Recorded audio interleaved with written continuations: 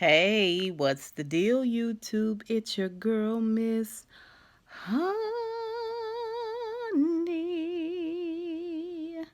Welcome back to the channel, you guys. We are here for a very quick Married to Medicine review.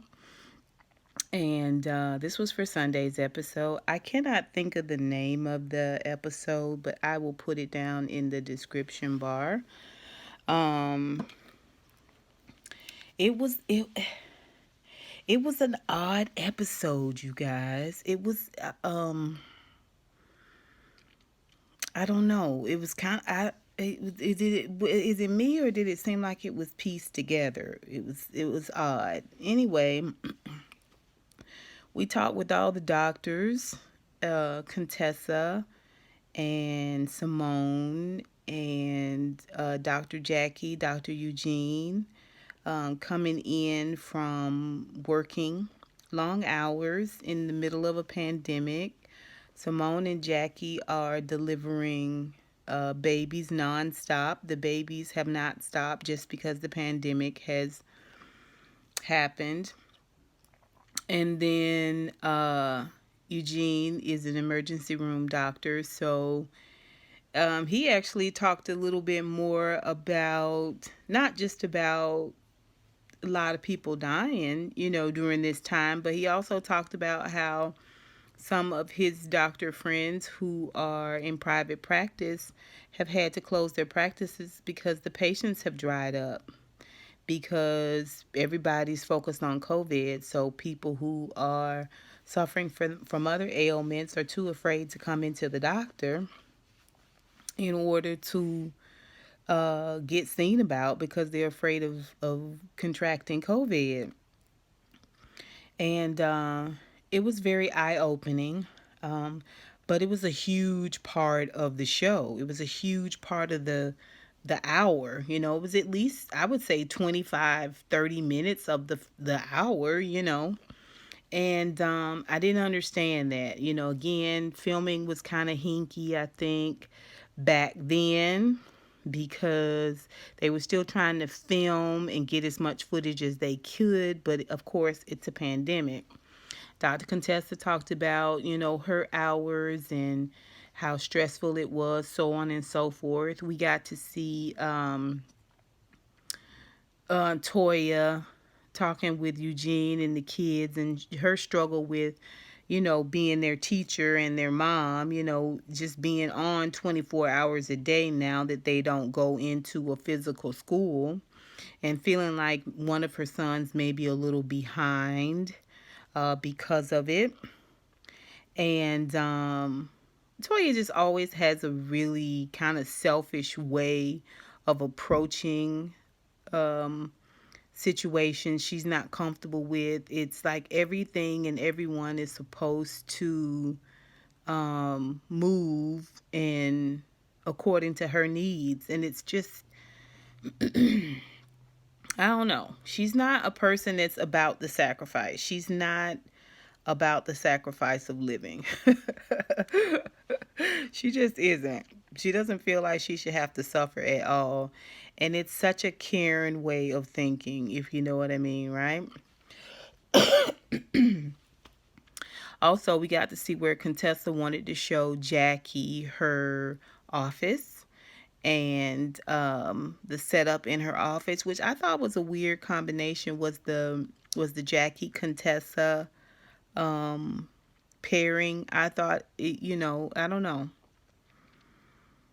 Anyway, she brought Jackie in, and Jackie was trying to have a conversation with, Jackie is a know-it-all, and which, I don't know if it's a bad thing or a good thing. She was trying to give her some solid advice, and Contessa was asking for the advice. And I think Jackie wanted Contessa to just listen and take it all in, and make some, just take it constructively. And Contessa is a bit of an over talker. She runs ahead of your sentences, and she tries to finish them as though she knows what you're gonna say. Um, and Jackie said that Contessa could use some practice in active listening. And she kind of called Contessa out for not um, having therapy in terms of her marriage, not getting therapy on her own outside of Scott. And Contessa was like, "Oh yeah, yeah, yeah. Oh yeah, yeah, yeah. Oh no, no. Yeah, yeah, yeah. Oh yeah, yeah. Oh absolutely. Yeah, yeah, yeah, yeah, yeah, yeah, yeah." It was one of those things. And it was just very telling about Contessa. Contessa has always been one of my favorite married to medicine wives. And but just she said a lot when she talked about her dad being strung out on drugs, because she's going into rehab medicine. That office that she's going to be building is going to be it's going to be practitioner, but it's going to be full recovery too, for people who are in full recovery, um, and that type of thing, which is admirable, which is I think why she wanted to get her degree in public health, her master's in public health. Her dad was strung out for many years, and the things that she said that she felt as a daughter, she felt that she wasn't good enough. She felt that he didn't love her enough. She felt that she wasn't something she was falling short in, was the reason why her dad was strung out and didn't want to let the drugs go in order to be more of a father, right? Or a better father. And so some of these same insecurities we can see in Contessa as an adult, right? The need to run ahead, the need to be given accolades. I think that was the reason why she had Jackie over. She wanted Jackie to say, "Good job, you're doing good, well done." And the thing about it is that those type of personality flaws can come across kind of I don't know what's the word I'm looking for. You guys, if you know what I'm talking about, put it down below. It's kind of like she got it all together. Like there's nothing wrong with her. Like she doesn't fall short. Like she doesn't she doesn't have any flaws, right? I mean, Jackie was talking to her and she was like, "Oh yeah, yeah, yeah, no, no, no, no, no, yeah, yeah, yeah, yeah, yeah, yeah, no, no, I get, oh yeah, yeah, oh no, I get it, no, you get it." And so consequently, when Anila has her Rocky party, which is a Middle Eastern celebration of brother and sisterhood, and her mom and her dad come up from Savannah. First of all, it's very clear that her father doesn't necessarily care a lot for her mom. I don't know. It came across like that. Like her mom is pushy and her husband doesn't really appreciate it, right? Like he's not into it. But beautiful family, got to see her kids, her sister and her kids, um, and her husband, and they had this big get together for Rocky Day or Rocky Festival or whatever, Rocky celebration. And it's RAHKI, I believe. And they went to the Bombay, which I've been there before. It's a great Indian restaurant, really, really good food. And, she invited Simone, and I think Simone and Cecil came, and she invited Toya. Obviously, Toya is her good friend, and she invited Contessa. And Toya had a problem with her inviting Contessa, and she even pulled Contessa aside after they had been there for a moment and talked with Contessa about Toya. And Contessa was very clear about the fact that she wanted to get to know Anila for herself. Like, don't get involved with me and what me and Toya got going on. Let's work on our friendship, getting to know one another, right? And Anila had said out of her own mouth she felt like Contessa was cool, which is why she invited Contessa. And then later on, when Toya is they're all at the dinner, they're all drinking. You know, they've sent the kids away after the ceremony, and Neela's sitting there. Her mom is next to her, and then her dad. I didn't understand why she didn't send her dad and her mom away as well, because now you know you filming the show, right? Like, you filming the show all along, but you know, at some point they like the girls to mix it up amongst themselves. And everybody stayed except the children. And then Toya throws out this shot about why Anila invited Contessa, and it there goes to this back and forth between Contessa and Toya. And Contessa, um, she was cool at this point, right? She was cool.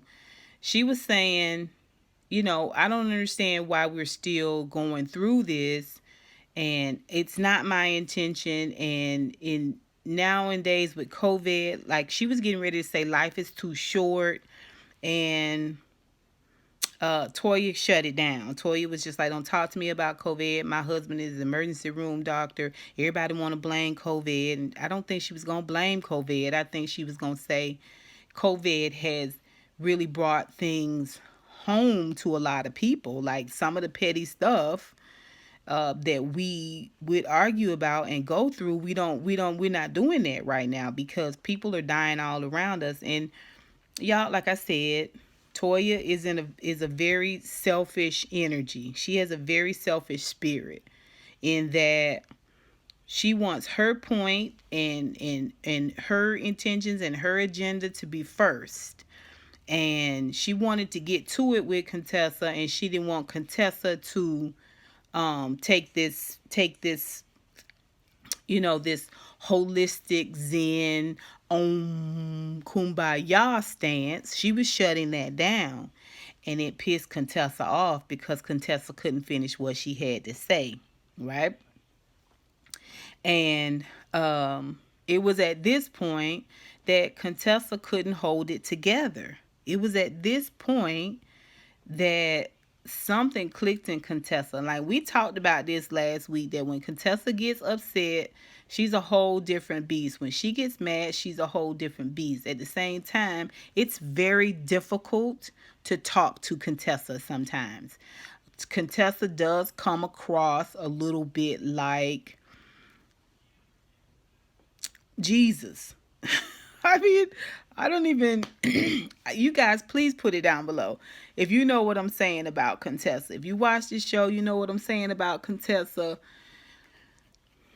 You know, I think she works very, very hard to come across completely flawless, completely in the know, completely without blemish and without blame. And that's all humans are, right? Just like she wanted to shush Buffy up last year about crying too much. You got to suck it up and deal with it, right? Like, everybody's not necessarily able to do that. You know, she can be very militaristic in that way. And Contessa's got a lot of male energy too. So I didn't like the way she stood up and was getting ready to leave. And Contessa looked beautiful. That hair that she had, she was wearing, was really, really nice. It was really, really pretty, and I love that color mix. It looks really beautiful on her skin tone. Contessa is a beautiful woman. She's a beautifully built woman, but she stood up and she took that lap napkin off, and she tossed it, and it, she looked like she tossed it on Anila, like in Anila's face, like, I'm leaving, I'm out of here. She started cussing. She called Toya a petty bee, and Toya really just kind of set her off, and then sat back and sipped her drink and batted her eyelashes. And Contessa kind of imploded. She embarrassed herself, really. She's cussing and stuff in front of the woman's parents, and she knows that's not cool. Like, that's not copacetic. And she said, well, I'm gonna leave because I'm sorry. She did apologize. I don't want to cuss in front of And then as she was getting ready to leave, Anila's mom went over to grab her and just say, no, stay, come stay, let's talk it through, let's don't leave. And she was telling her, ma'am, ma'am, ma'am, like, let me go, don't touch me, right? Like, she's going 0 to 10. And basically she was telling the lady to get off her. And I don't know if it was cultural or the fact that Anila's mom is very outspoken and in your face, and she's a big personality too. Like I said, Anila's husband is really not feeling her like that because I think she is a big personality and she's got a little bit of a takeover spirit, right? So this takeover spirit was trying to calm Contessa's um you know, high energy. I got it all together. You not gonna check me. I don't have time for this, spirit down or whatever it was. And Contessa was rude to her mom. Um, and then later on, after it was all said and done and they were leaving, and Scott was kind of trying to tell her, we just don't engage. And she was like, oh, no, no, that's why I said I was leaving and I'm not going to engage. And he was like, we can't, definitely can't be in front of people's parents cussing and stuff like that. She was like, oh, no, no, that's why I said I was going to leave. That's something we definitely not going to do. But you did it. But you did it. Listen to what your husband is telling you. You lost it. You lost it, Contessa. And it's okay. People lose it. You're not perfect. You're not perfect. She positioned herself in a place that wasn't favorable. And she's a mom of 3. She's an accomplished doctor with several degrees. She's opening a business. She's a wife. And it's just weird to see a person in that position not able to center themselves, to calm themselves, right? Like, what if it was somebody in your doctor's office that was starting to act out? Like, what if you get a person who was on drugs into your new business and they begin acting out? You've got to have those skills where you can diffuse the situation and not further exacerbate it with your own anger. And so I was disappointed with Contessa. I was very disappointed with her because these aren't young girls, and Contessa is very accomplished. Simone made a comment about the fact that Toya has a problem with Contessa because she feels like Contessa thinks she is better than Toya. Um, I don't necessarily doubt that. I feel like, uh, that's in Contessa's nature. Contessa is competitive by nature. Um, and I think it brings her a certain amount of joy to bring Toya down a peg or two. Um, it was a bad look for Contessa. Let me know if you guys saw it. What do you guys think about that? But it was a bad look for Contessa. So that was that. But let's sidebar and talk about Quad being on the show. She came over to visit Dr. Heavenly. Dr. Heavenly's 3-story closet is really pretty. It's also where she films. It's the only time we got to see Dr. Heavenly. And it has come to my attention that I just feel like the people that are the ish stirrers, the people that keep up mess and drama, soon become the leaders, right? Like, Kenya has a place of prominence in Real Housewives of Atlanta because of all the ish she keeps up and kicks up. And Giselle has a place of prominence on a Real Housewives of Potomac because of all the ish she stirs up and keeps up and kicks up. It doesn't matter how malicious or bad it is.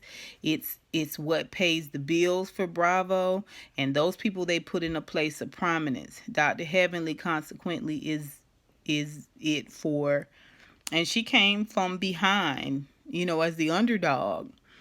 But because of her demonstrative personality, she's a heavy hitter on this show, right? She has Quad over. It was so good to see Quad. I like Quad. Um, I wanted Quad to come back this year because Quad to me is just a different type of energy. She's southern, she's beautiful, she's got a lot of texture, and I love her colloquialisms and stuff like that. I just think Quad makes everything else a little bit spicier, like a little bit more, interesting. And I was a little disappointed in Quad though, because she comes in, and I don't know if it's because she's a friend of the show and it's an attempt to get more time on the show and therefore more money, but she doesn't have anything mean to say about Toya when Dr. Heavenly asks about their friendship. And then Dr. Heavenly shows her a clip of a live that I think Toya was doing with Cecil and Simone. And Toya said something about Quad where she was living. I don't know. I can't remember exactly what Toya said, but um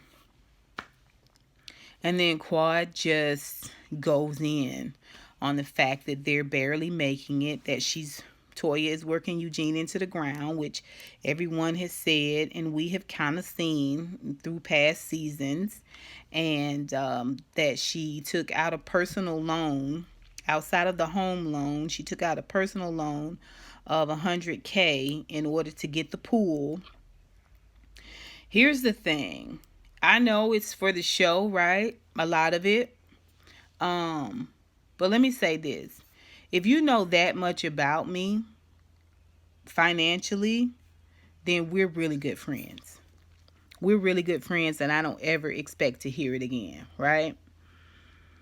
I'm not sure how she knows, but she alluded not to the fact that Toya had told her. She alluded to the fact that she's got eyes everywhere and someone else told her, right? So she came up on this tea.